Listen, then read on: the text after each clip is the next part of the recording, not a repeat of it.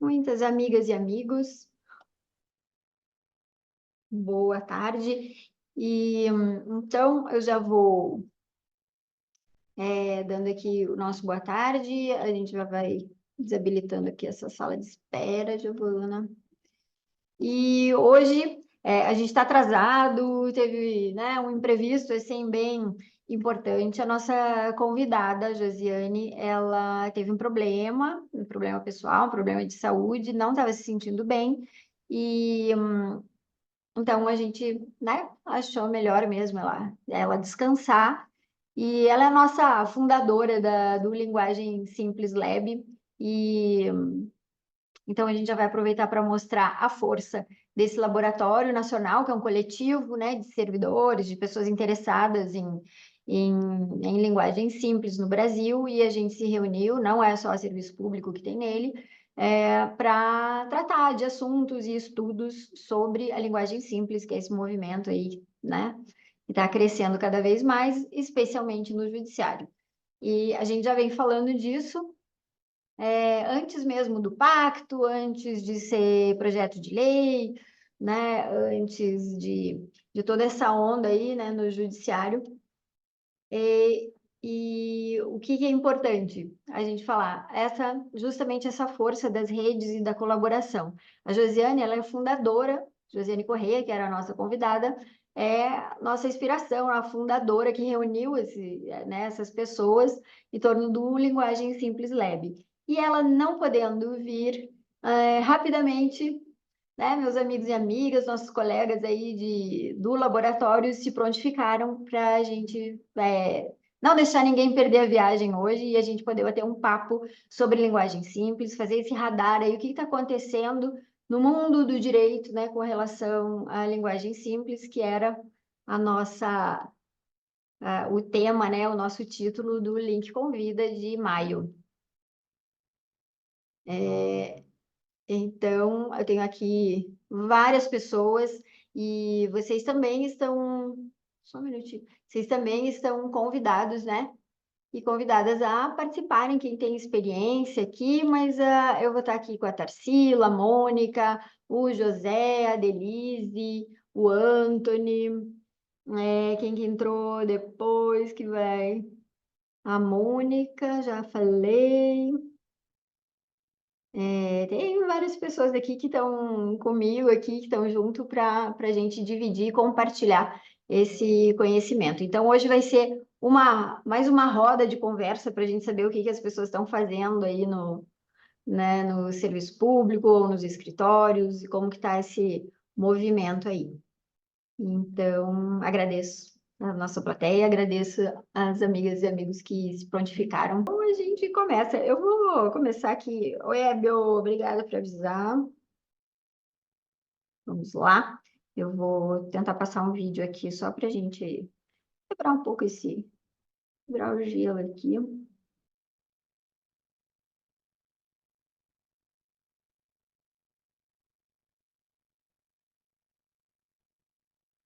Olha, o primeiro passo é o seguinte: o primeiro passo é saber ligar o carro, né? Bater na chave, liga o carro.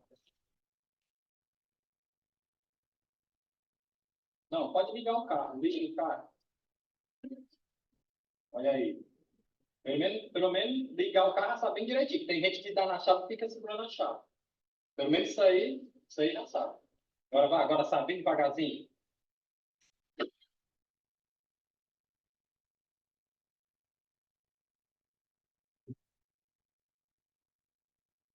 Fala da minha Nossa Senhora do Céu, né?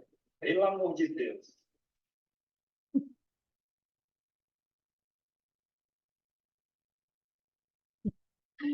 Então, eu só queria começar, né, com esse vídeo aí, com essa brincadeira, viralizou esse vídeo esses dias aí, só para a gente ver, né, o quanto a gente pensa às vezes que alguma coisa é super óbvia, né, super fácil, super simples, como que alguém não vai entender e nem sempre é. Então, a gente começa falando, né, sobre a linguagem simples, que ela é sempre sobre contexto, né? Mais do que texto, ela é sobre contexto. E Então, a gente queria falar aí quem começa para a gente explicar, para a gente contar para as pessoas que talvez não estejam tão familiarizadas aí com o conceito da linguagem simples. Quer Mas se saber você quem? quiser, eu posso começar, Márcia. Por favor, Antônio. Muito obrigada. Imagina, eu que agradeço. Bom, boa tarde, gente. Que bacana ver tanta gente. Acho que é a primeira reunião do Linguagem Simples Lab que eu consigo participar ao vivo, mas Bom, eu faço parte do Lab. Acho que eu até mandei meu cadastro mais de uma vez. Mas, como a Márcia bem colocou, e eu pretendo ser breve, esses problemas de linguagem, por que também não dizer de design de informação jurídica, eles são muito antigos. A gente tem dados, por exemplo, de 1500, em que o rei na Inglaterra já falava que ele queria que as leis fossem mais claras e fossem mais inteligíveis.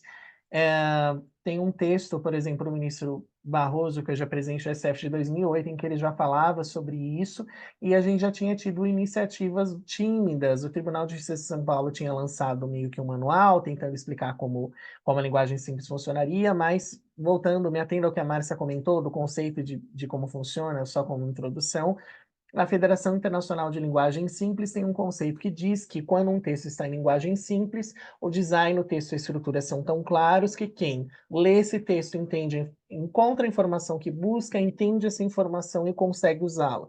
Infelizmente, quando a gente pensa na informação jurídica, a gente não consegue estabelecer esse paralelo. Porque por uma formação histórica, e aqui, como a gente está falando, tem muitos colegas do judiciário, eu venho do setor privado, a administração pública ela tomou emprestada essa linguagem jurídica que é hermética, que é obscura e que é truncada, que lá no passado tinha intenção de fazer o serviço público funcionar. Então não tinha muito espaço e muita flexibilidade. Era, entrou a informação A, sai a informação B. Entrou o pedido A, sai o serviço B. E é uma linguagem muito engessada. Só que a questão é que em vários países, inclusive o Brasil, infelizmente a gente tem um grau de literacia muito baixo, a gente tem um índice muito alto de analfabetos funcionais. A linguagem jurídica em si, o jargão, que em português a gente chama de juridiquês, é complexo, então a gente já tem um povo que tem uma educação precária e tem um setor com uma linguagem que é difícil, é formal e ainda tem um jargão específico. Então esse caldeirão de coisas atrapalha as pessoas, atrapalha a concretização de cidadania, atrapalha o acesso a serviços públicos, impede que essas pessoas exerçam seus direitos de maneira mais efetiva, e a gente pode inclusive falar. Tem até uma leitura que eu queria recomendar, tem uma autora chamada Cláudia Pormete. Acho que é Cláudia Pormete Obledo, perdão se os sobrenomes dela estiverem errados, mas ela tem um livro que se chama Direito a Compreender. É uma coletânea de artigos aqui da América Latina em que ela fala um pouco sobre esses temas. E eu gosto muito da forma como ela coloca isso, um direito a entender. As pessoas têm direito a entender, os jurisdicionados têm direito a entender. E é um direito a entender que ele não só nos afeta, mas ele afeta também as próprias pessoas do judiciário, que imagina que vocês já estiveram nessa situação. Por exemplo, um assistente técnico, um funcionário do próprio judiciário, alguém que precisa intervir num processo, a própria pessoa julgadora, às vezes é difícil entender os conteúdos. Eu venho da área de seguros, que é uma área muito técnica também, tem um jargão que a gente chama de segurança. E, por exemplo, pouquíssimos juízes no Brasil têm conhecimento suficiente sobre a área de seguros e não param de chegar a processos sobre seguros. Só que no melhor dos mundos, o que que aconteceria? Por exemplo, se a Márcia fosse juíza, vamos supor, no Tribunal de Justiça do Paraná e se esse tribunal fosse em Curitiba. Recursos sobre seguros seriam direcionados para a juíza Márcia, porque ela tem expertise no tema. Só que no Brasil, e acho que na maioria do mundo, isso não funciona desse jeito. Os processos são sorteados para os juízes, independentemente da expertise. Então, são camadas de problemas que vão se acumulando. Para a gente que tem formação jurídica, a gente consegue produzir produtos linguísticos. Eu tomo aqui emprestado, tem um livro que eu também queria recomendar a leitura, do Pierre Bourdieu, que chama Questões de Sociologia. E já estou caminhando para a conclusão dessa pequena intervenção. Ele tem um conceito que chama mercado linguístico. Se a gente pensa na linguagem como um mercado, todos nós estamos produzindo produtos. No setor jurídico, quem tem formação jurídica produz produtos mais valorizados. E isso é uma forma de dominância. É um mecanismo de sujeição. Aqui eu ponho um pouquinho para o que o Luel Tusser falava em Aparelhos Ideológicos do Estado, que é outra leitura que eu recomendo. Quando eu tenho poder sobre a linguagem, eu manipulo para o que eu quiser. eu sujeito as outras pessoas, eu exerço uma dominância. Mas quando a gente pensa em democracia, não deveria ser dessa forma. E aqui não é uma acusação a apontar de dedos, porque isso apontaria para nós, advogados, e para o setor privado também, mas é um convite a essa reflexão. Como que nós juntos conseguimos melhorar esse sistema de justiça, conseguimos melhorar essa perspectiva do setor para atender aos cidadãos? E a última coisa que eu queria pontuar, que eu acho que com certeza alguma colega vai aprofundar o tema, a gente tem norma de linguagem simples, a norma ISO 24495 de 2023, que saiu no ano passado, e agora vai sair a parte 2 dessa norma, como um guia de princípios e diretrizes para escrever informação em linguagem simples. A parte 2 vai falar da informação jurídica, e a gente teve a OCDE, que no ano passado também publicou uma recomendação, que é a recomendação Legal 0498, perdão, recomendação OECD 0498 Legal, em que ela trata de serviços jurídicos judiciais centrados nas pessoas. E essa resolução, que para mim evoca muito temas de legal design, até mais do que linguagem simples, ela traz várias menções às coisas das quais a gente vai falar. Linguagem simples, sistema de justiça centrado nas pessoas. Inclusive, ela chega a falar, por exemplo, que quando ela trata de sistema de justiça, ela não está falando só do próprio judiciário. Ela está falando também de prevenção de conflitos e do que acontece depois. E fala também, que me chamou a atenção, sobre feedbacks, ou seja, o judiciário, o sistema de justiça dentro do judiciário não se organizar a partir do feedback dessas pessoas. E tem também, aqui eu concluo, a Agenda 2030 nos ODS, tem o ODS 16, salvo engano, que fala sobre paz, justiça e instituições eficazes. Então, quando a gente pensa em linguagem simples, pensando na Agenda 2030, a gente também está pensando em como concretizar esse ODS. Então, são ideias, Márcia, que vêm à minha cabeça quando eu penso em linguagem simples e que eu acho que são. E queria parabenizar vocês pela iniciativa da Roda de Conversa e também a todas as pessoas do Judiciário que vieram, tantos que estão em projetos quanto os e as que vão começar, porque a transformação vai começar por vocês. Eu estou aqui falando um pouco de gaiato, porque vocês são quem vai colocar a mão na massa para transformar isso. Tem impacto do CNJ e tem selo, mas sem intervenção de vocês, se capacitando, liderando projetos, incentivando que isso mude, a gente não vai mudar. Então aqui eu deposito a minha esperança em vocês, todos e todas, fazendo votos de que vocês liderem essa transformação que é tão necessária aqui no Brasil. Obrigado, gente, pelo espaço. E eu conto com aprender com vocês hoje. Obrigada, Anthony, da Clarity. E, nossa, uma super honra você conseguir um tempinho aqui para estar com a gente. E super importante a sua fala. Eu já vou jogar para as minhas amigas aí de tribunais. Assim, você falou do design, eu gosto muito, né, do legal design, e para deixar claro, né, para as pessoas que estão aqui, que não têm tanta familiaridade, que quando a gente fala em legal design, a gente não está falando só em documentos, né? A gente está falando em todo esse redesenho do serviço público, judiciário, com base no ser humano, né, centrado no ser humano. Só que o grande paradoxo é que a gente se afasta das pessoas, né? Especialmente o judiciário, ele afasta as pessoas, seja pela sua arquitetura, então a gente afasta pela arquitetura, a gente afasta pela nossa vestimenta e a gente afasta pela linguagem. Então, o que está no nosso alcance agora, porque eu acho que a gente não tem controle sobre as coisas, mas a gente tem influência. E então, esse papel dos laboratórios de inovação, né, em termos desse legal design mesmo, né, e aí o design da informação e entra então o Visualó e a linguagem simples nesse tema. Então, eu sei aí que tem gente que já está trabalhando, colocando a mão na massa mesmo e produzindo material, aqui a Justiça Federal do Paraná também. Mas eu queria ouvir aí da Delise, também da Tarsila, né? O que vocês contam aí de novidades para a nossa plateia? Quer começar, Dê? Ah, a Tarsila já está aí. Oi. Não, pode ser ela, não tem problema. Tá aparecendo você aqui para mim, bem grandona, já pode falar.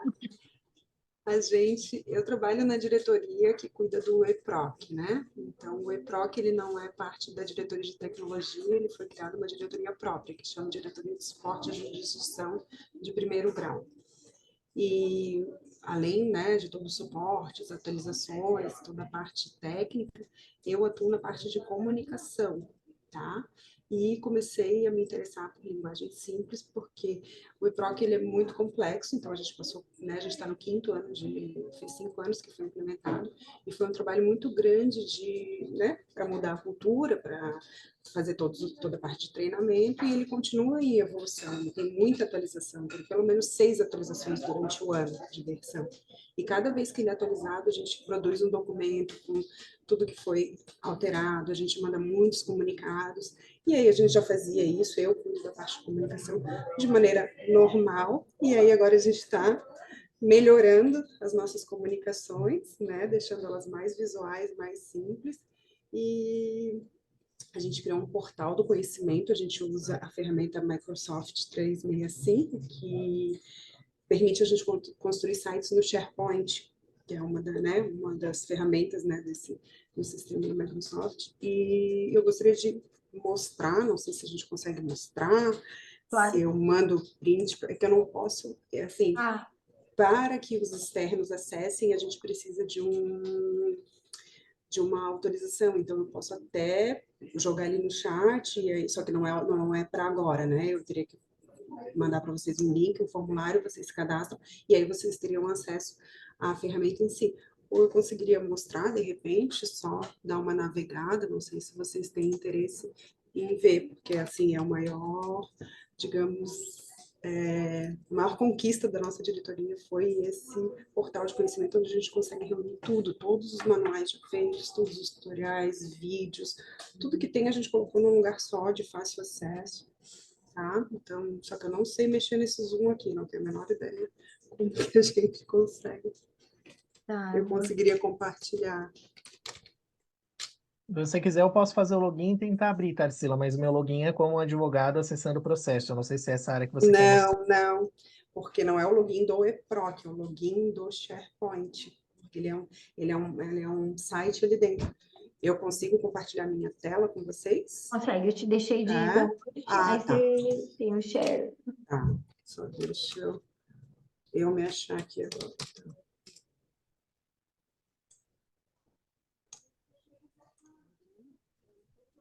Ah, tá. O botãozinho share. Aí eu escolho a tela que eu quero, né? Isso.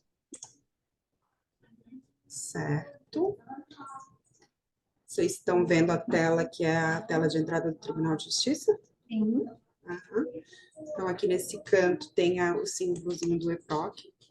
A gente tem essa página, essa subpágina aqui dentro da nossa página, que já tem bastante informação, só para vocês terem uma noção. O material de capacitação, ele fica aqui, ele também precisa de senha, mas de uma maneira engessada, porque esse site ele não permite muita customização. De qualquer maneira, está organizado, tá, né, em ordem alfabética, todos os materiais a gente faz um design mais amigável. Esse fundo era azul, agora a gente já está fazendo ele mais branquinho, então a gente foi melhorando por causa do contraste. Então a gente começou, né, errando, mas já tentando fazer alguma coisa mais amigável, né, do que um simples Word com um print de tela. E aí, enfim, todo o nosso material ele estava concentrado aqui. E aí a gente criou um portal do conhecimento que é dentro do SharePoint, se vocês forem ver aqui, ó, tá? Ele é dentro da nossa ferramenta, ele é limitado, ele é uma ferramenta de construção de sites, mas ele é customizável até certo ponto. E aí a gente colocou tudo que a gente tinha já produzido, feito para a EPROC até então, tá? Então é uma plataforma online com informações e recursos para ajudar os usuários a utilizar o sistema EPROC de maneira mais eficiente. Tá? Então, todos os cursos que já tinham sobre isso, que ficavam na plataforma da Academia Judicial, que é a nossa área de capacitação e treinamento, estavam lá na plataforma virtual, no Moodle, mas vieram para cá, a gente migrou para cá, porque lá a pessoa só consegue fazer, se fizer o curso, inscrição, certificado, fizer a nota, e a gente queria só o conhecimento. Então, a gente pegou tudo de lá, migrou para cá, todas as videoaulas estão todas aqui organizadas. O bom do SharePoint é que você consegue, na busca, aqui ó, a pesquisa, ele busca tanto o título quanto o que está dentro de um PDF. Então, uma busca bem, se eu digitar aqui, localizadores, ele acha não só os vídeos, mas as apostilas onde tem essa palavra mencionada, tá? Então, é bem fácil de achar qualquer assunto. Ah, então tem os cursos, a gente coloca informações do Prêmio EPROC que a gente criou no ano passado. Aqui tem tutoriais de primeiro e segundo grau. Tem EPROC Minuto, que são vídeos curtos com um assunto bem específico, vídeos de curta duração, tá? E aí a gente foi construindo cada página do site. Aí aqui, ó, toda vez que lança uma versão do EPROC, a gente cria esse documento que a gente chama de novidades da versão, divulga, aí a gente faz a divulgação mediante um flyer também bem visual, assim, que aí chama a atenção, e aí depois que a gente criou o flyer que vai no corpo do e-mail e a pessoa clica e vem para o documento de novidades, os acessos aumentaram muito depois, porque antes era só um e-mail com um link, clica aqui, e aí quando a gente fez um flyer visual, depois eu posso até mostrar ele aqui, só não sei como é que eu vou mudar de tela, mas aumentou os acessos ao documento, também não sei dizer números agora de cabeça. Voltando para a tela inicial, tem parte específica de plantão, tem a área de oficiais e mandados de justiça, tem a área do BNMP, área de competência criminal, enfim, está tudo organizado nessa mesma página. Tem formulário de abertura de chamado, caso alguém não encontre alguma informação aqui, abre direto o formulário, para abrir o chamado que vem aqui para a nossa diretoria também. Enfim, era isso que eu queria mostrar para vocês, queria um feedback. Estou disposta a compartilhar, se vocês quiserem, para vocês terem acesso, até quem aqui trabalha direto com o EPROC tem bastante conteúdo, tá? Ou só ter acesso mesmo, tendo um e-mail, .gov.br no final, né? Tendo um e-mail institucional, eles liberam o acesso, tá? Então, quem quiser, depois a gente conversa ali no chat. Obrigada. Parabéns, muito legal. Obrigada. E no TJDFT, no Aurora, o que temos? Mas, se você me permite, Claro, me Antônio. perdoa, eu achei muito bacana a iniciativa pensando em alguém que usa esse sistema, só que eu queria fazer um comentário, talvez todo mundo do CJs vai querer me apedrejar e fazer um bonequinho de voodoo, mas é um comentário como advogado. O meu sonho de príncipe seria que a gente tivesse um sistema para todas as unidades federativas, porque é Nós um também. pequeno pesadelo. Aqui em São Paulo é ESAG, o outro é EPROC, aí na Bahia são 5 sistemas, aí em Minas são 3, aí a gente está com aquelas planilhas de contencioso para atualizar. Gente, é desesperador, porque a gente tem que ir no gerenciador de documentos do sistema que o escritório X usa para tentar ver como era, ligar para a vara. Então, assim, eu queria muito, Deus há de ouvir essa prece, que vem alguém aí em STF-CNJ, fale assim, gente, a partir de agora vamos unificar. Ou vai ser PJE, ou vai ser EPROC, ou vai ser ESAG. Eu sei que cada um tem sua vantagem, né? O PJE você consegue jogar a petição ali direto na própria interface do sistema, o ESAG é fácil de visualizar, o EPROC também é bacana porque você tem ali os despachos dos documentos, ainda que, por exemplo, eu não tenha conseguido baixar tudo de uma vez só, como, por exemplo, o site do STJ faz, mas só queria deixar essa observação, esse pequeno sonho e também esse pequeno clamor, Márcia, Nossa, implorando que, quem sabe, um dia vocês consigam se harmonizar e trazer um sistema só, porque para a gente que é advogado, para acessar 1000 sistemas, o meu certificado, o EPROC já está, o do Santa Catarina, Rio Grande do Sul, aí no Rio tem outro, queria fazer essa nota, e o do Rio, gente, eu não sei se é alguém do Rio, você tem de baixar página por página, ele não baixa os documentos. E aí, para ler é uma dificuldade. Eu acho que o Hébio levantou a mão, mas perdão, Adelise, eu te interrompi, estou ansioso para te ouvir. Obrigado, Márcio. nada. A gente também compartilha desse desejo, viu, prof? A gente quer muito, mas eu não sei, alguma coisa que impede. O Web vai explicar o quê? Diga, amigo. Olá a todos e todas, um prazer enorme aí rever vocês. Anthony, isso é uma discussão tão grande que se você entrar lá na resolução 335, eu vim até abrir aqui para ver textualmente a legislação do CNJ, ela fala sobre a plataforma digital do Judiciário Brasileiro. Quando ela começou a ser escrita, a ser minutada, a gente ficou muito feliz porque ela ia resolver isso. Mas teve uma briga interna tão grande que no artigo 1º dela já ficou escrito assim: fica instituída a política pública para a governança e gestão de processo judicial eletrônico, integrando todos os tribunais do país com a criação da plataforma digital do Poder Judiciário Brasileiro, PDPJ-BR, mantendo-se o sistema PJE como sistema de processo eletrônico prioritário do Conselho Nacional de Justiça. Estava todo mundo esperando que essa palavra prioritário fosse outra. Infelizmente não foi, e assim, não vejo isso sendo mudado tão breve. Realmente é desesperador, né? Eu até lembro daquela piadinha que a gente sempre contava aí, quando teve a mudança de foro do processo do atual presidente, né? E o pessoal falou que o desespero maior ia ser migrar o processo de Curitiba para Brasília. O problema não era o processo em si, mas era conseguir migrar, porque ia ter que ser caminhões, assim, né, levando o processo físico, porque eu não ia ter como. Desculpa, gente, brincadeiras à parte. Agora, muito bem, é bem isso, né? São forças ocultas. Forças ocultas. Um dia vai dar certo. Sim, Ó, mas puxando até uma fala do próprio Barroso, né, que logo que ele entrou, ele falou que fez uma reunião com as Big Techs para poder criar uma plataforma, já que cada tribunal tem a sua preferência, né, por um sistema específico. Então, a gente está aí nessa esperança também de vir, pelo menos, essa plataforma que integre, ou pelo menos crie uma visualização única para todo mundo, que seja uma porta única, né, que facilita para todo mundo A também. Dei, você me permite uma meia-culpa? Gente, não é mansplaining, não me interrupting, não me apedrejem, mas eu lembrei de uma coisa. Porque a gente que é brasileira meio vira-lata, e eu preciso fazer essa ressalva até porque vai ficar gravado. Eu estou participando, em certa medida, de um projeto para uma solução de IA que é baseado no sistema federal dos Estados Unidos. Eu até nem lembro agora o nome do sistema que eles usam. Gente, eles destinam ao governo dos Estados Unidos bilhões no orçamento anual para custear esse sistema.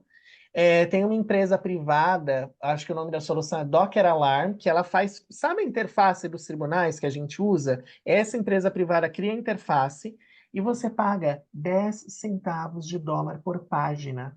Não é gratuito o acesso. Você paga para ter acesso a cada página de documento de um processo que tramite no Judiciário Federal dos Estados Unidos. E isso é uma coisa bizarra. Eu falei, gente, mas isso é assim, Brasil tem muitos problemas, mas aqui é de graça. Fiz o meu cadastro, seja indo até o tribunal colocando certificado, eu vou conseguir ler de graça, salvo se for físico. Inclusive, eu consigo peticionar eletronicamente o processo que era físico, né? Quando ainda estava na migração, por exemplo, aqui em São Paulo, o TJ São Paulo, o TRT2, que é daqui de São Paulo. Mas, né, cada um com seus problemas. Só para ressalvar isso, a gente também tem avanços, porque lá nos Estados Unidos, acho que chama parcers o sistema, é, eles cobram cada página. Que bizarro, né? Agora imagina você uma empresa ou uma parte que precisa acessar muitos documentos e muitas páginas. Ou você compra uma solução dessa ou você não acessa. E aí o governo destinando orçamento federal para bancar isso. Enfim, Adelise, só para trazer esse choro aqui coletivo, perdão. Não, vamos imagina. falar sobre linguagem simples, voltar, né? Porque daí acho que é mais fácil do que unificar os sistemas processuais. Sim, mas eu quero até aproveitar essa pauta que foi de pensar no nosso dia a dia, justamente para poder chamar atenção para uma mudança que veio. O Pacto foi lançado agora em dezembro, né? E muito do que até que o Anthony falou também, que a gente justifica muito o uso da linguagem simples, é, falando da escolaridade, do nível de educação do nosso público, e que é um termo muito específico, né, do direito mesmo, mas às vezes a gente esquece que o próprio andamento do judiciário pode ser beneficiado e é beneficiado, né, com o uso da linguagem simples, não é só para fora, não é só pensando em quem a gente está atendendo. E, assim, veio de forma tímida no pacto, que foi lançado agora, mas já se tem esse olhar para as coisas do dia a dia dentro do judiciário. Tanto que no eixo 2 que fala sobre brevidade das comunicações, fala sobre diminuir ou reduzir, tornar os discursos e até os protocolos de eventos mais sucintos, né? Mais curtos. E isso, assim, a gente eu desculpa, gente, eu sou a Denise do Laboratório de Inovação Aurora do Tribunal de Justiça do Distrito Federal e dos Territórios. A gente já trabalha com linguagem simples desde 2001, olha, 2021, não somos tão antigos assim. E muito do que a gente faz, do que a gente consegue de apoio também dentro do judiciário, é sempre pensando assim, falando, não, a gente tem que melhorar para o nosso público, porque vai facilitar para a gente, mas tem esse apelo também de facilitar o trabalho para a gente. Tanto na criação de documentos mais objetivos, que a gente vai conseguir ler mais rápido e prestar uma informação de forma mais rápida, ou o juiz que vai conseguir despachar, fazer uma decisão lendo muito menos páginas, ou até mesmo no retrabalho, né? Porque assim, a gente tem um dos exemplos que a gente mostra muito nas nossas oficinas e palestras, foi um print que a gente recebeu de uma oficiala de justiça, que ela passou para a gente tem esse contato muito breve, e que assim, não está nas atribuições dos oficiais de justiça explicar os mandados. Se a gente for pegar, pelo menos no Tribunal de Justiça aqui do DF, não tem isso. E eles explicam, não são todos que explicam também, por uma cordialidade, porque eles assumiram esse papel, alguns assumiram esse papel de explicar, mas ainda assim teve essa situação, e acontece com frequência, de a oficial explicar, passar com tipo, um tempo lá explicando o que era, o que dizia o mandado, deixou o WhatsApp de contato, depois também outra coisa que não está na descrição lá das atribuições dos oficiais de justiça, e que ainda assim no dia seguinte a mesma pessoa entrou em contato e perguntou, assim, pediu de novo a explicação. E a oficial, achando que era uma situação assim, tipo, foi um ponto ou outro, perguntou, né? Não, tá, mas o que a senhora não entendeu? Ela, desculpa tudo. Tipo, o tempo que ela passou no dia anterior de explicar tudo, criar uma atribuição que não era, fazer uma atribuição que não era dela, não estava na descrição dela de atuação, deu o contato ainda de novo à pessoa, entrou em contato no outro dia, teve que explicar tudo novamente. É uma situação que, assim, que às vezes a gente não está percebendo, ou que assim, a gente não tem muita abertura para atuar, mas é isso, o pacto veio com esse olhar um pouquinho mais tem que facilitar para a gente também, não é só para o público acessar o direito deles. Tem aí a Flávia e a Mônica, como aqui é um bate-papo, a gente pode ir trocando, fica à vontade. A Flávia é oficial de justiça, então ela sente essa dor aí de perto. Queria Sim. ouvir você, Flávia. Então, é um prazer estar aqui aprendendo um pouco com vocês. A fala da colega fala diretamente comigo, porque é justamente isso que nós vivemos na realidade. Inclusive, na pandemia, quando começamos a trabalhar de forma híbrida, né, com a virtualização da justiça e o remoto, eu comecei a vivenciar essa dificuldade através das comunicações remotas, o que a gente já vive de forma presencial, porque é justamente isso. A parte não entende o que está na decisão emitida pelo juiz. E a gente precisa todo o tempo explicar de uma forma que ela, né, entenda. Só o que acontece? Você vai embora e ela fica com aquele papel na mão. Ela não compreende as palavras que estão ali, porque não são do linguajar dela, né? Daquela região, daquela comunidade, porque ainda tem toda uma análise sociolinguística e cada pessoa fala de uma forma. E aí, a gente vai embora, a decisão precisa ser cumprida, ou ela precisa comparecer, e ela tem que correr para um vizinho, ela tem que pedir uma ajuda. Quando essa parte é hipossuficiente, ela precisa de um advogado dativo. Às vezes, o advogado dativo não é da cidade em que ela mora, e ela às vezes não consegue um contato, e ela fica indefesa. Então, ela liga para quem? Para o oficial de justiça, né? Só que algum colega falou logo na abertura aqui que nós precisamos de pessoas envolvidas nesses laboratórios de inovação para que a gente faça a linguagem simples acontecer de fato. Então, assim, era essa fala que eu queria trazer. Quando eu entrei no mestrado para estudar, foi quando eu descobri a linguagem simples. Eu falei, gente, a linguagem simples é a solução do oficial de justiça. Eu acho que a gente vai conseguir esclarecer para a parte, tanto de forma oral, mais simplificada, tirando o juridiquês da nossa comunicação, quanto ter um mandado em mão, transcrito em linguagem simples, para que essa parte, na minha ausência, saiba o que fazer. Na ausência de um advogado, saiba o que fazer, né? E ainda assim, ela tem dificuldades. Então, assim, a gente precisa ter oficiais de justiça nos laboratórios, a gente precisa, porque a gente conhece a realidade da rua, né, das pessoas, e às vezes a gente pode ter a ajuda, né, de quem domina a linguagem simples, as diretrizes, e a gente passar a nossa experiência, a nossa realidade, para a gente conseguir transcrever esse mandado de uma forma que realmente seja eficaz, que realmente solucione o problema da comunicação, né? Então, assim, essa é a grande dificuldade que a gente tem. Porque também eu estou trabalhando num projeto na seção judiciária do Rio, chamado Simplifica Jus, que a gente está traduzindo mandados de citação e intimação em linguagem simples. A gente está executando aqui na minha cidade, que é no interior do Rio, em Itaperuna, já, né, nessa parte prática. Mas não adianta eu ter o mandado de citação em linguagem simples. Se a decisão do juiz que vai anexa a esse mandado está com juridiquês, está com termos técnicos, e aí não tem nada a ver com a parte ser hipossuficiente ou não, se é analfabeta ou instruída.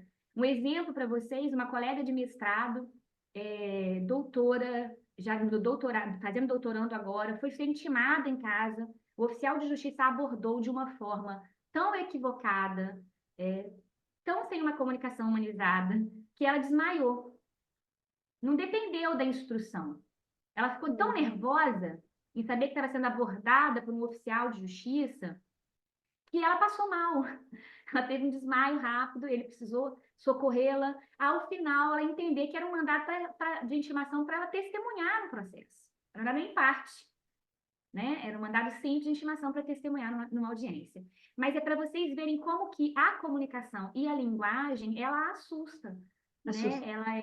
Então, a gente precisa trabalhar não só a linguagem simples, mas como também as nossas abordagens de uma forma mais simplificada. Porque, assim, a gente está tentando avançar tecnologicamente, a justiça ela é virtualizada, 4.0 e tal, mas as pessoas estão à margem, né, da real compreensão de todo esse avanço. É isso. Obrigada, Flávia. A gente fala isso, né? Que não depende, que o físico nuclear da NASA, pós-doutor, ele também não entende o que a gente fala. E qualquer pessoa que receba um comunicado, uma carta com o brasão da República, você já trava, já fica assustado, você não sabe, né, o que que é. Isso não tem nada a ver com o letramento, mas com esse letramento específico que a gente exige, né? E também, aí você comentou de partes, até só para contar, a gente está com a estagiária nova, a Giovana, que ela está aqui nos ajudando, ela é designer, né? Ela está cursando designer, acadêmica, né, e tal.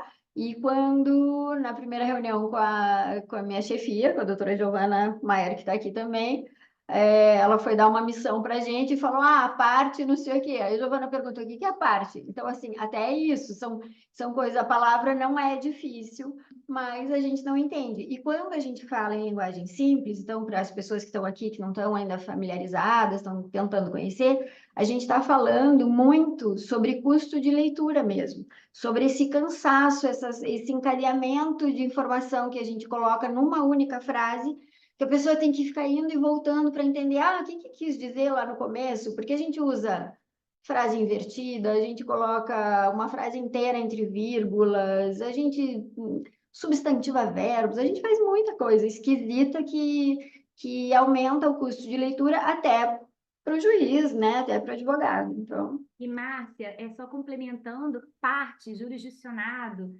tudo isso é muito difícil. E a gente colocar isso no papel de simples não tem nada, né? É muito complicado né, conseguir transcrever de uma forma que as partes do processo vão conseguir ler aquilo ali e entender o que elas têm que fazer. Porque encontrar informação, saber o que tem que fazer e agir no tempo certo é complexo.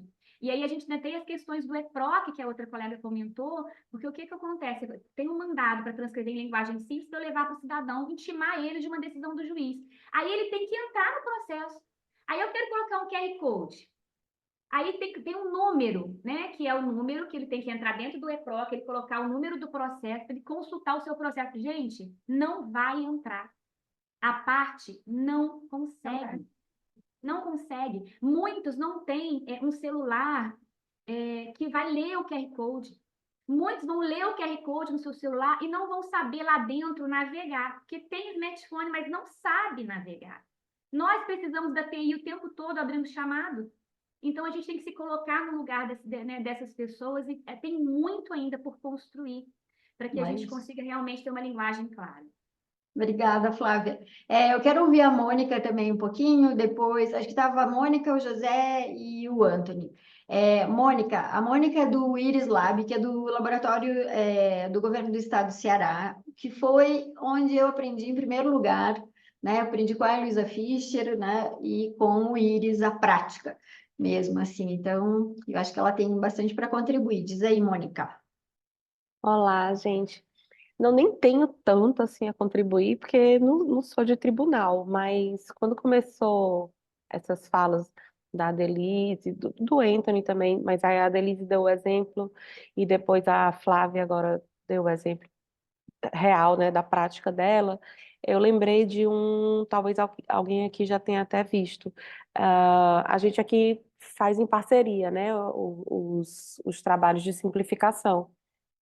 E a Justiça Federal daqui procurou a gente, uma oficiala de justiça, na verdade, procurou a gente para ver como é que a gente poderia simplificar os mandados que ela tinha que entregar.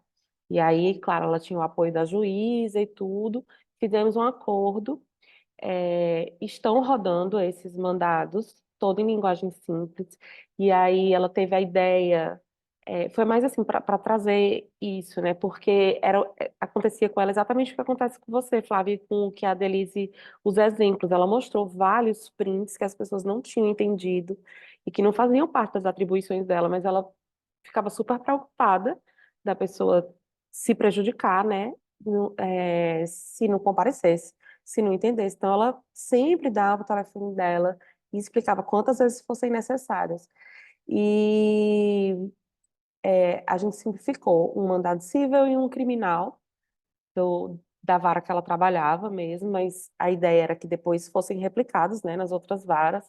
Tivemos que estudar o sistema e tudo. E ela teve uma ideia que foi muito legal, porque colocou um QR Code, apesar do problema do QR Code já ser uma outra questão, mas ela colocou um QR Code e a gente, junto com ela, nós fizemos o roteiro dela explicando mais detalhadamente ainda o que significava, por que você estava. Não era relacionado especificamente, claro, né, àquele mandado, mas em geral, por que você estava recebendo um mandado de citação, por exemplo.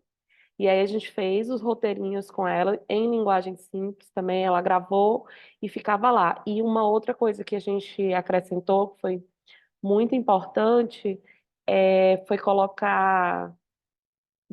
Depois eu posso até mostrar para vocês, ou no site do Iris mesmo também tem, se alguém quiser ver.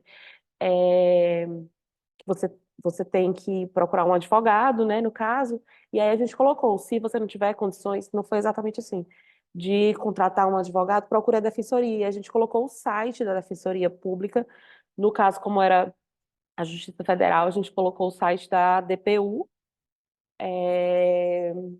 Eu não sei se a gente tinha, além do site, se tinha algum outro contato. Quando a gente fez a mesma coisa para o TJ daqui, infelizmente eu acho que não tem ninguém, o Elkey não está aqui, porque o TJ daqui está brilhando muito também. E quando a gente fez a mesma coisa com mandados no TJ daqui, eles fizeram os vídeos também que explicavam melhor, e tinha um vídeo que explicava o que era a defensoria. E eu me lembro que na Defensoria do Estado, aí tinha e-mail, tinha telefone, tinha o endereço, porque para cá, para Fortaleza, né? Apesar de ser para todo o Estado, mas aí eles encaminhariam para outras. Foram soluções que eles gostaram muito, os defensores públicos gostaram muito. Recentemente eu fiz uma oficina só para defensores públicos, que estão maravilhados com a linguagem simples, graças a Deus. E isso foi a Flávia Teixeira, exatamente. Ela estava até fazendo o mestrado dela e usou como caso concreto. Que mais? Porque a gente trabalhou basicamente com esses tribunais. A Defensoria adorou, a Defensoria do Estado, a Defensoria da União, a gente ainda não teve nenhum projeto com eles para saber, assim, mas já facilitou bastante. E a própria Flávia, num retorno, ela ainda não deu o retorno que a gente sempre pede, né, nos acordos de cooperação técnica, para a gente ter dados mesmo de como é que foi, o quanto foi de impacto. A gente ainda não teve, mas ela deve estar terminando de coletar por causa do mestrado também, e já dá uma coisa mais fechada para a gente. Mas ela notou, assim, de cara, assim que começou a rodar, como diminuiu o trabalho dela. Então, é como a Denise falou, né? Não é só para o público, é também e principalmente para a população. Mas o trabalho dela ficou mais ágil, ela demorava menos com cada pessoa, ela conseguia cumprir mais mandados, né, por dia ou por semana. Enfim, melhorou a vida de todo mundo. Ainda que ela ainda, em muitos casos, pela nossa realidade mesmo, ela tem ainda assim que ensinar. Aí eu fiquei com uma dúvida, Márcia, tu falaste agora do termo partes, né, que a Giovana não tinha entendido. Eu, no meu primeiro dia de estágio voluntário, eu não entendi o que era despacho. No primeiro semestre da faculdade, a pessoa disse assim, não, tem que fazer esse despacho. E eu fiquei olhando, né, para a pessoa e sem saber o que era esse despacho que eu tinha que fazer, e fiquei lá parada, nervosa, com 17 anos, sem entender nada. Mas vocês encontraram, porque me perguntaram recentemente se alguém já conseguiu mudar o nome partes, assim, de requerente para requerido a gente já consegue mudar para partes, que já é mais fácil. Mas mesmo assim, Giovana, nossa prova viva que não resolve completamente. A defensoria, nessa oficina que a gente fez, eles sugeriram que botasse entre parênteses, sabe? Quem está dando entrada no processo, alguma coisa assim.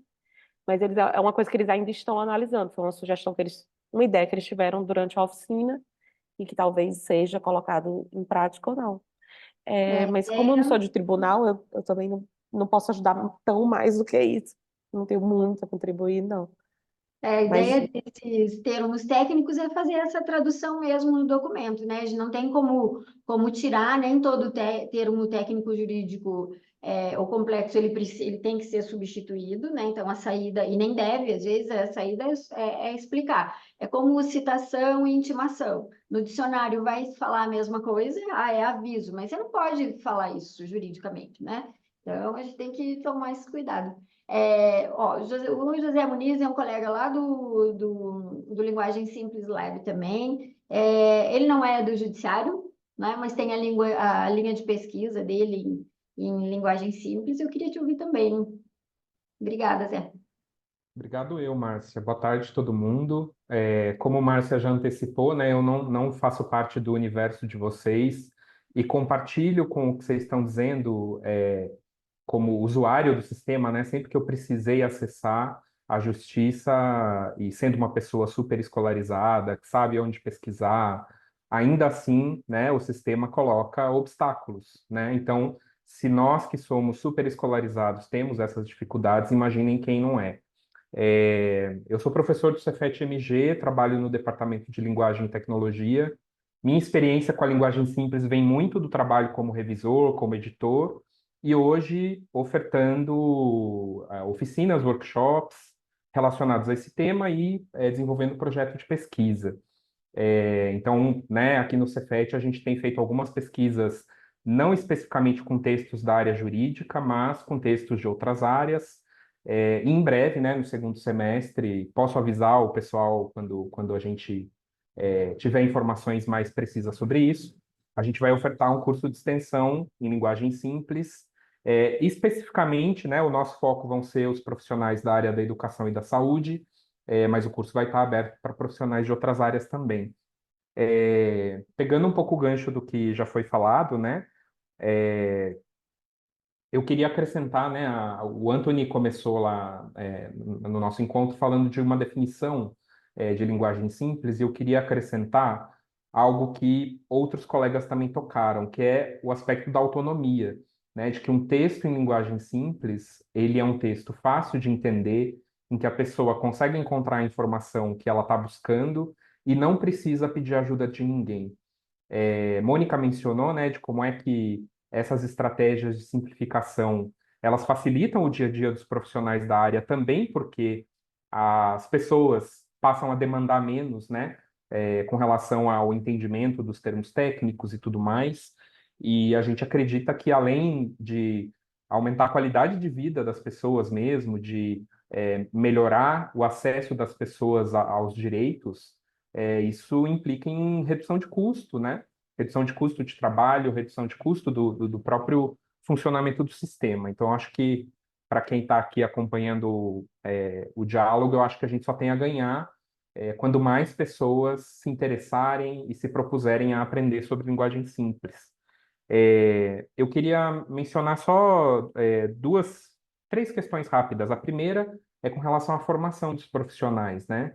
De como é que a gente ainda precisa avançar muito ainda na formação de profissionais em todas as áreas, né? Claro que aqui a gente está falando de profissionais da área do direito, mas eu diria também da área da medicina, e mesmo nos cursos de comunicação e letras, que a gente imagina que as pessoas têm um treinamento específico para produzir linguagem simples e nem sempre, né? Então, essa é uma luta minha e de alguns colegas que têm trabalhado na área de letras, de instituir nos próprios currículos uma formação específica para que a gente possa capacitar esses profissionais para ajudar nessas diferentes áreas que precisam da simplificação. O segundo ponto que tem a ver com esse, embora eu não seja da área do direito, eu acho que a linguagem simples reverte na melhoria de todos os sistemas que têm a ver com acesso a direitos, né? Então, quando a gente está trabalhando com os profissionais da educação e da saúde, por exemplo, a gente entende que simplificar significa democratizar o acesso das pessoas ao SUS, democratizar o acesso das pessoas à universidade, aos editais de concurso, enfim, há uma série de áreas em que a gente tem atuado lá no Cefet. E o terceiro aspecto que eu queria comentar é uma coisa que eu tenho chamado de efeito cascata da linguagem simples.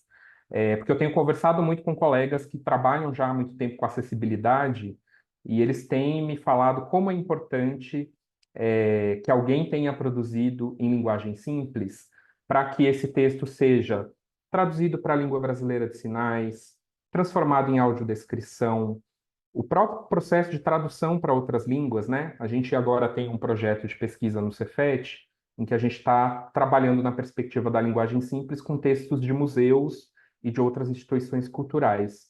E a gente sabe que para quem trabalha com a tradução desse tipo de texto, é super importante que o texto base tenha sido produzido em linguagem simples. Então, de como é que esse tipo de trabalho que está sendo fomentado aqui reverte positivamente em outras estratégias de inclusão e de acessibilidade feitas por profissionais que muitas vezes esbarram nisso, né? Vocês podem imaginar, por exemplo, o desafio que é para um profissional de Libras ou para um profissional de tradução ter que verter um texto que está numa linguagem mais técnica ou que, na perspectiva sintática, né, em termos sintáticos, também está muito complicado, enfim. Então, dizer que eu acho que cada pessoa que a gente traz para a linguagem simples e cada novo texto que a gente produz, em qualquer área que seja, né, que a gente produz nessa perspectiva, a gente produz esse efeito cascata de democratização do conhecimento. É isso que eu tinha para acrescentar agora e eu estou aprendendo muito aqui com vocês. Obrigado pela oportunidade. Muito obrigada pela contribuição e pela, né, sua boa vontade em participar aí dessa roda de conversa hoje. Foi muito bacana. Anthony. Oi, gente. Eu tô fazendo muita anotação, porque eu tô fazendo pesquisa sobre o tema, eu tô só no tac aqui com recursos. O que eu ia comentar para vocês, Flávia, em relação ao Oficiala. Eu conversei, tem um observatório na faculdade, e vou ser breve, mas qualquer coisa você faz igual sessão do Congresso, desliga o microfone, tá, comigo? O Congresso da PLEM foi na UBA, em Buenos Aires, e a diretora do observatório é uma juíza que a gente apelidou de Lola, o nome dela é Maria Lorena Tula del Moral. E a vara criminal em que ela trabalha foi premiada num prêmio por um projeto chamado Justiça Aberta, que conversa com o que a Flávia falou. O mesmo problema. Processos criminais, a pessoa era notificada e não entendia a notificação. Num dos casos que foi absurdo, que foi o que deu origem ao projeto, o policial, não entendi por que que o policial fez isso, mas o policial notificou uma pessoa, avisou, e a pessoa perguntou: eu preciso fazer alguma coisa? Eu preciso ir ao tribunal? O policial disse: não, não precisa. Resultado, o homem quase foi preso por desacato, por desobediência a uma ordem judicial, sendo que ele não entendia a linguagem nem nada. Então, esse problema, infelizmente, é global. Lá, eles contrataram consultores de linguagem simples, acredito que também da área de design, remodelaram documentos e comunicação. E os advogados falaram: meu trabalho sumiu. Isso é um erro, porque o trabalho só se valorizou. Na verdade, eu, como advogado, me sinto muito mais à vontade em um trabalho intelectualmente mais desafiador do que ser um mero tradutor de termos jurídicos, porque o Google, o Gemini, o Bard, né, agora Gemini e ChatGPT fazem isso. Perguntaram nos comentários sobre Visual Law, vou tentar tocar. Visual Law, a gente diz que é comunicar informação jurídica visualmente. Vem lá dos anos 90, técnicas de visualização de informação. Vai ter uma especialista lá na Finlândia, por exemplo, chamada Helena Rapp. Eu recomendo ler as produções dela. E eles trazem esse campo da Europa. Isso vai evoluindo junto com o design thinking, que se torna comercial nos anos 90, vai se somando e vai desembocar aqui em legal design. Outra coisa que eu queria comentar bem brevemente. Legal design e linguagem simples são bolas divididas, mas tem muito em comum. Porque como a Márcia estava comentando, infelizmente ou felizmente aqui no Brasil, o layer que ficou mais famoso foi o design de informação, que alguns chamam de Visual Law. Eu, como pesquisador, tenho problemas com igualar os dois. Visual Law, para mim, é um pedaço do design de informação, mas não tudo. Que é um documento bem feito em Word, em bullet points, sem elemento visual nenhum, sem cor nenhuma, já é design de informação. E não é Visual Law porque não usa elementos visuais para comunicar nada. Mas essas coisas têm uma confluência muito grande. A Márcia também estava falando das camadas, vou retomar o comentário dela. Tem o design de informação, tem o design de produto e serviço jurídico, de organização, que é repensar o fluxo de trabalho, e de sistema. Tudo que a gente está falando aqui caminha muito, como a Márcia já colocou, para o design de sistema, que é repensar o próprio sistema de justiça e o que advogado e outros profissionais jurídicos fazem. E é estranho que no mundo comercial já é pensada a experiência do cliente. Por que que ainda não chegou na experiência do usuário do sistema de justiça? Porque ele precisa sair do sistema de justiça encantado. E hoje eu não tenho isso. É difícil entender como o processo funciona, o que que acontece no tribunal, onde eu vou atrás dessa informação. O José ou outra pessoa também comentaram sobre essa questão dos significados específicos de palavras no contexto jurídico. Acho que foi a Mônica. Vou dar um spoiler aqui, espero que não seja proibido. Na parte 2 da norma da Plain, que alguns, enfim, o pessoal que é da Plain, da Clever e de uma outra organização foi chamado a mandar comentários. Uma das coisas que está se propondo é que essa parte 2 da resolução fale de uma expressão que em inglês se chama Legal Terms of Art, que seriam como se fossem, não sei se traduzir em português agora, mas sei lá, seriam expressões específicas do meio jurídico. Por quê? Como já foi colocado aqui, a gente tem palavras que elas são polissêmicas, têm muitos significados, e no contexto jurídico elas se revestem de significado específico. Por exemplo, inventário, se eu for falar na universidade no Mackenzie, pode ser inventário, levantamento dos bens que o Mackenzie tem. Só que se eu for para o judiciário, talvez onde a Márcia trabalha e falar inventário, ela vai falar, opa, isso aqui quer dizer a divisão de bens que uma pessoa morta deixou para os potenciais herdeiros, legatários e por aí vai. Isso se não tiver deixado o testamento. Perdão se estiver dizendo besteira, porque família não é minha área, mas minha mãe é advogada de família e me lembrei dela. Ah, só que a gente não vai conseguir abolir o juridiquês, infelizmente. Não dá para abolir o jargão. A gente precisa pensar em dois pontos. O primeiro, onde que é necessário usar termos específicos, esses legal terms of art? E segundo, quando for necessário e imprescindível, como que eu faço que isso seja entendido pela pessoa que não tem formação jurídica? Então, colocar uma explicação, um glossário, colocar outros elementos, talvez trocar texto por elemento visual. E aí, de novo, tem essa conversa com legal design. E tem o pessoal da linguagem simples que fala de linguagem simples, hoje legal design, que é onde eu comecei, que falam de lá, mas na verdade vocês vão ver que são dois lados de uma mesma moeda, que inclusive foi o título da comunicação que eu apresentei lá no Congresso em Buenos Aires. E a última coisa que eu comentar, que eu vi o comentário da Monique e do José, sim, precisamos desse currículo atualizado. Eu escrevi um artigo, eu tive uma disciplina no mestrado chamada Educação em Linguística, e eu fui atrás da portaria que regula o currículo de direito no Brasil. Me pelo que me parece, estão estudando uma atualização agora. Só que essa portaria que cria os cursos de direito e regula o currículo, ela é muito desatualizada. Eu dei sorte, gente, eu acho que foi o universo barra Deus que me ajudou, que a minha orientadora de mestrado, uma professora da PUC aqui em São Paulo, que ela não é advogada, não tem formação jurídica, ela é de letras, só que ela dá aulas de linguagem jurídica há 20 anos, e ela sabe o que é linguagem simples, então eu caí ali num lugar bom. Mas quando eu fui apresentar para a escolha do orientador, as pessoas me olhavam no programa de pós com uma cara de ué, tipo, o que que é isso? O que que é linguagem simples? Mas isso aqui não é linguística aplicada. Não é gramática funcional. Eu falei, gente, pera, não é linguística. São técnicas e diretrizes de comunicação para tornar isso melhor. Então, também aqui introduzindo esse tema no Mackenzie. É importante que letras tenha, precisa de fato alguma inclusão ali, mas é mais importante até, José, que o direito tenha. Precisa ter aliás, e eu nem sei, queria até devolver a bola para os colegas, na figura da Márcia, de pensar o seguinte: não vejo faculdades criando uma disciplina sozinha de linguagem simples. Mas, para mim, todo professor e toda professora de linguagem jurídica tem a obrigação de saber o que é linguagem simples e de mostrar minimamente na disciplina. Porque se a pessoa tivesse conteúdo desde a faculdade, a propensão e a abertura a usar isso no futuro é muito mais simples. Gente, até legal design ainda é tema novo em universidade de ponta. Então, assim, é um pouco desesperador. Eu fico feliz que encontrei gente que entende essa dor. Essa formação precisa mudar para ontem, né? É pena, Márcia, como você colocou, essas forças aí ocultas, o deep state, seja lá o que for, a gente ainda não conseguiu, mas a gente vai mudar esse quadro. Eu tenho fé na gente. É o que eu falei, a gente não tem controle, mas a gente influencia e a gente está se fortalecendo. O Linguagem Simples Lab já tem mais de 320 pessoas. Então, né, as pessoas são convidadas, quem quiser participar também. Vou ver se eu consigo, enquanto vocês falam aqui, o link para quem quiser conhecer. E não, e é isso, porque a gente fala, e a linguagem simples é a forma correta, né? Sujeito, verbo, predicado, é o que a gente aprende lá na escola. A gente não fala, o que eu gosto de desmistificar também é isso, que a nossa resistência, né? Ah, mas vocês querem fazer linguagem coloquial?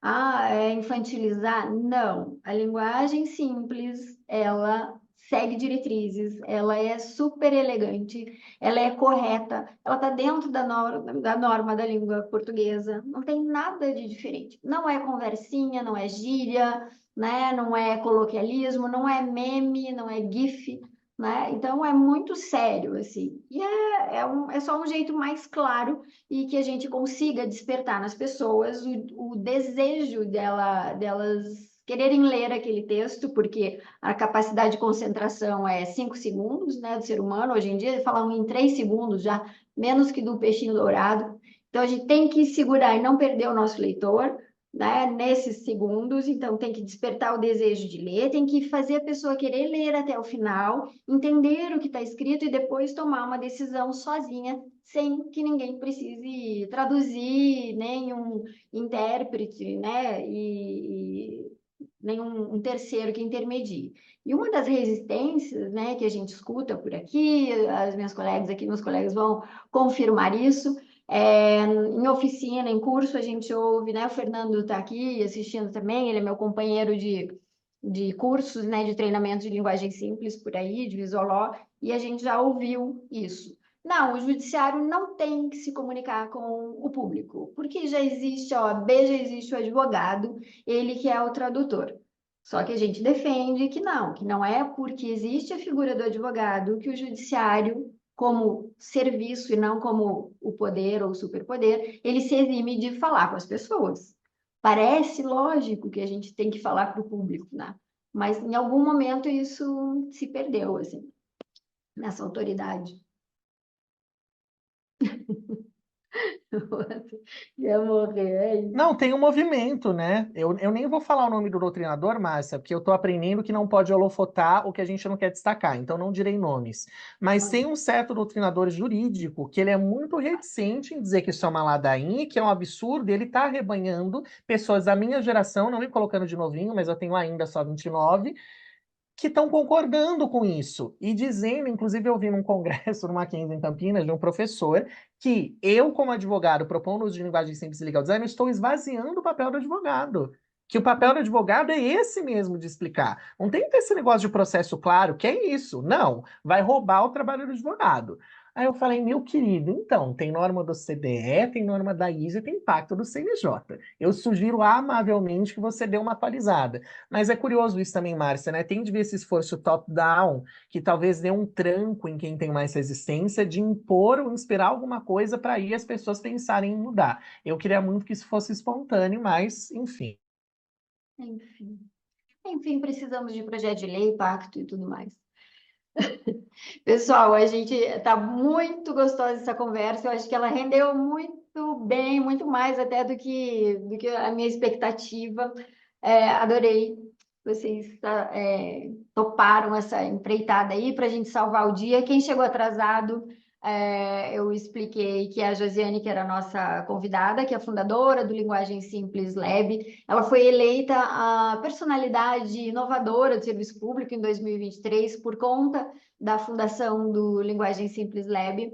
E hoje ela não se sentiu bem e a gente estava prestes a cancelar esse evento. E olha só o que a gente fez, uma sopa de letrinhas mesmo aqui, e foi super bacana. Da minha parte, eu já vou me despedindo e amei que vocês estão aqui. E queria, né, que alguém, se alguém quiser falar mais, dar umas palavrinhas aí e se despedir, estamos juntos aqui, a palavra é de vocês. Obrigada, gente. Eu queria só dar uma palavrinha final, agradecer pelo Claro. convite de novo e convidar todos vocês a acompanhar. Eu sei que Anthony está fazendo isso, outras pessoas podem se interessar, acompanhar a pesquisa que tem sido feita sobre linguagem simples. Em várias áreas isso tem sido feito, né, dissertações e teses, para que a gente possa também dar a legitimidade acadêmica necessária para que esse assunto avance e para a gente se precaver contra essas resistências que vocês sabem que existe no âmbito jurídico e em outros âmbitos também, com toda sorte de argumentos, né, que a gente sabe que não se sustentam, mas que, infelizmente, puxam para trás a nossa discussão. Então, para que a gente continue lá no Lab também desenvolvendo essa reflexão conjunta, que a gente possa continuar aprendendo uns com os outros. Obrigado. Chefa, minha juíza coordenadora, que é uma pessoa que é super antenada e está junto com a gente, a doutora Giovana Maier, aniversariante do dia, parabéns. Dá um oi aí para nós. Tá muda.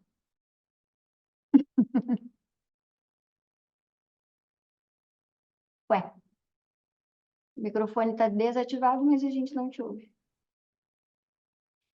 Acho que não. Então, Agora sim. Agora foi. ia ficar quieta. Não, é que engraçado que não tá funcionando isso aqui. Não só agradecer, eu entrei depois que eu estava numa outra reunião, e eu acho que o movimento de linguagem simples é um movimento sem retorno. Eu acho que a gente só vai crescer a partir de agora. E hoje de manhã eu sempre falo que a gente tem que tratar o nosso jurisdicionado como um cidadão brasileiro básico que possui a capacidade de leitura até de uma criança de 10 anos, né? Que tem uma pesquisa que fala que o brasileiro básico lê até o que uma criança de 10 anos. E aqui não tem qualquer juízo de valor, é o fato que a gente tem. E eu tenho uma filha de 8, quase 9, que tem um grau avançado de leitura. E hoje ela leu alguma coisa e falou assim: mamãe, o que que é norma? Aí era alguma. Daí eu falei assim: norma, Olivia, norma é lei. Então tá bom.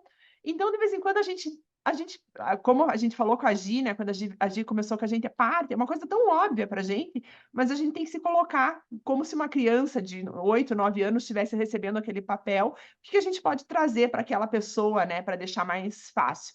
Mas é só isso, eu não quero tomar o tempo de vocês. É véspera de feriado. Eu acho que temos todos a missão aí de propagar a palavra da linguagem simples. E desculpa meu áudio aqui que não sei o que aconteceu, tá bom? Beijão. Queremos bolo, Giovana. Putz, pior que nem deu tempo de comprar hoje.